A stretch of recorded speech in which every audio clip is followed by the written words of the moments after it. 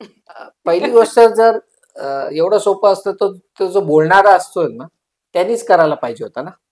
तो जर ते करत नाही आणि तो तुम्हाला करायला सांगतोय, तर कुठेतरी काहीतरी म्हणजे ते मॅच होत नाहीये. जर मी खरंच घरी बसून 10 कोटी कमवू शकलो असतो, तर मी ते करत असतो ना आज. मी तुमच्या समोर येऊन YouTubeवर हे सांगत बसलो नसतो, की आप घर बैठे 10 करोड कमा सकते हो, राइट समय किंवा 1 करोड कमा सकते हो. त्यामुळे ते जेवढं म्हटलं जातं तेवढं ते सोपं नाहीये. आणि जसं ऑलरेडी मी काही गोष्टी तुम्हाला सांगितल्यात, की तुम्हाला मार्केटची नीड समजणं गरजेचं आहे. तुम्हाला प्रॉडक्ट किंवा आम्ही त्याला प्रॉब्लेम स्टेटमेंट म्हणतो, की प्रॉब्लेम स्टेटमेंट आयडेंटिफाय करणं गरजेचं आहे. जसं माझं नॉन फूडचं एक आवडतं उदाहरण आहे, की ओला, उबरच्या आधी काय टॅक्सी सर्व्हिसेस नव्हते असं नाहीये. पण त्यावेळेला काय होतं, की काळी बिळी आपल्याला जाऊन शोधायला लागायची. ते हो म्हणायचे, नाही म्हणायचे. उद्या एअरपोर्टवर जायचं असेल सकाळी 4 वाजता आपल्याला टेन्शन यायचं, हो, आणि की ते मिळणार, कधीही नाही म्हणू नाही म्हणू शकत होते ते. शकतात.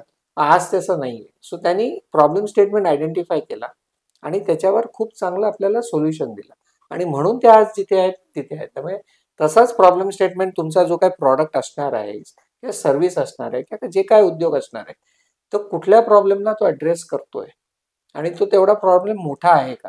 हे जर असेल तर डेफिनेटली घर बसून पण 1 कोटी कमवता येतील. पण जेवढं ते सोपं वाटतं किंवा ते दाखवलं जातं, तेवढं ते नसतं जर तुम्ही ह्या सगळ्या गोष्टी जर केल्या नाहीत तर.